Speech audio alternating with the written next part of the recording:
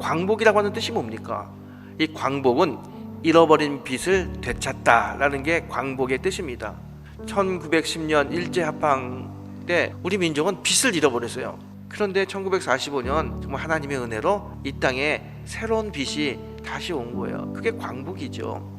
그런 의미 속에서 이 광복절의 의미를 다시 생각하고 하나님께서 우리에게 광복의 의미를 부여하신 그 뜻이 어디 있는지를 한번 찾아보는 그런 시간이 되기를 소망합니다. 성경을 보게 되면요, 우리나라가 일제 36년 동안 그렇게 고난을 받았던 것처럼 이스라엘 백성들이 애굽에서 430년을 참 고난받았구나라는 것을 보게 됩니다.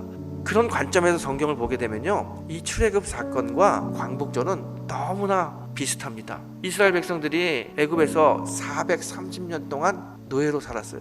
우리는 말도 뺏기고 이름도 뺏겼지만 이때 시브리 사람들은요, 아들을 낳으면 아들도 뺏겼습니다. 그렇게 430년을 살았어요. 얼마나 힘들었겠어요. 이들이 힘들고 어려울 때 유대인들이 했던 일은 뭡니까? 하나님께 기도한 거예요. 하나님, 너무 괴로워요. 너무 힘들어요. 너무 아파요. 하나님께 막 기도했어요. 그렇게 울부짖어 기도할 때 하나님이 그 기도를 들으셨어요. 그리고 하나님이 출애굽이라고 하는 큰 은혜를 히브리 백성에게 베푼 겁니다. 이스라엘 백성들이 본인들이 스스로 싸워가지고 애굽을 탈출한 거 아니에요. 철저하게 하나님의 은혜로 탈출이 된 거예요. 모든 것이 다 하나님이 하셨어요. 이런 성경의 관점에서 우리나라 역사를 보잖아요. 그러면 1945년 8월 15일 광복도 철저하게 하나님의 은혜라고 생각합니다. 하나님이 우리에게 은혜를 주셔서 광복이라고 하는 이 큰 기쁨이 우리에게 오는 거예요.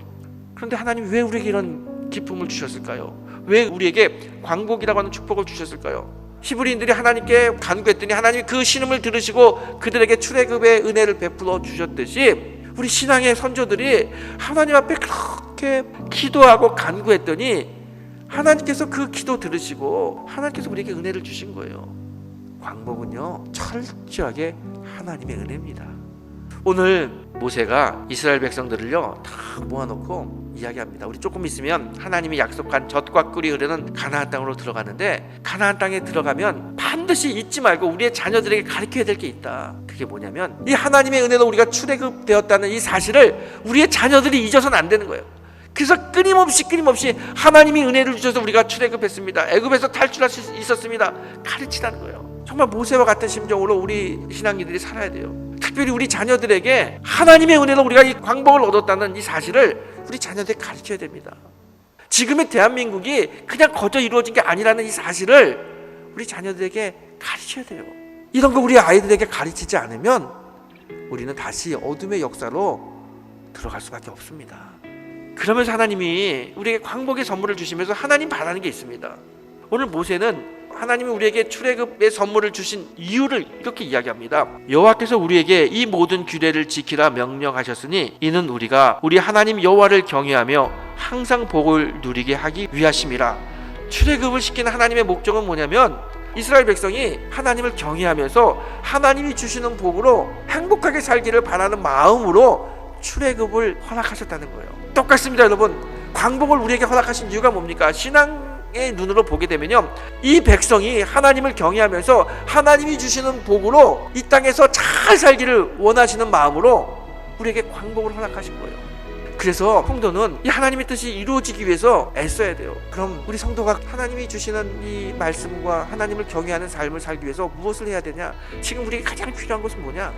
단언컨대 지금 우리 민족을 위해서 우리가 해야 될 일은 기도하는 겁니다.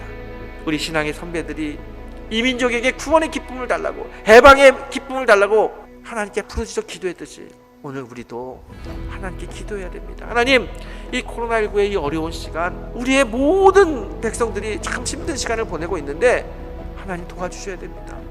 우리의 신음을 들으시고 우리의 아픔을 보시고 하나님 역사하여 주시옵소서. 이제 우리가 우리의 자녀를 위해서, 이 나라 민족을 위해서 기도해야 될 때입니다.